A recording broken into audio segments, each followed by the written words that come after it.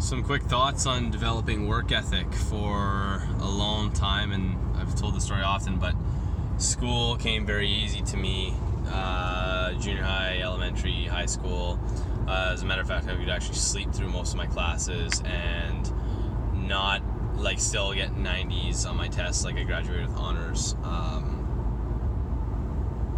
High marks in pretty much everything except a couple classes. And so I think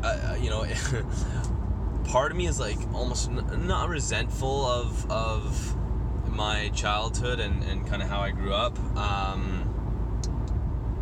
but sometimes I wish it was a little bit different, where things were harder. Everything was given to me.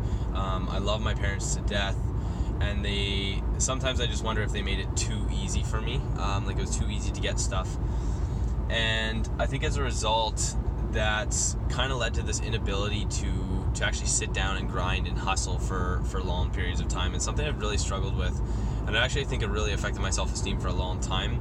It's just been recently where I've noticed that my ability to work has been increasing, and for a long time I just believed there was something wrong with me. I didn't actually have the ability, there was inherently, I was just a lazy person. I let myself define myself by that. That came from multiple. I remember I had a coach who'd always call me lazy for whatever, slacking off in his class and stuff like that. And I kind of let that label define me for a long time. And I felt so debilitated. I don't know if that's the right word, but basically just handicapped from that label that I had in my head. But as I've continued to push and to try and do better and to try and do better and to try and do better, what I've noticed is that label has slowly been fading away, and I've stopped believing it. And ironically, as I've stopped believing it, or it could be the other way, as I've proved myself that label's wrong, my ability to work has been actually increasing dramatically, to the point where I can now work pretty decent hours. I'm not going to go and say I'm hustling, grinding 16 hours a day, but there's some days where I produce way more than I'd ever expect in the past. And I think relating back to how this affects kind of everybody else is just that I think we often have labels and ways we see ourselves which are debilitating or are handicapping us, and they aren't necessarily true.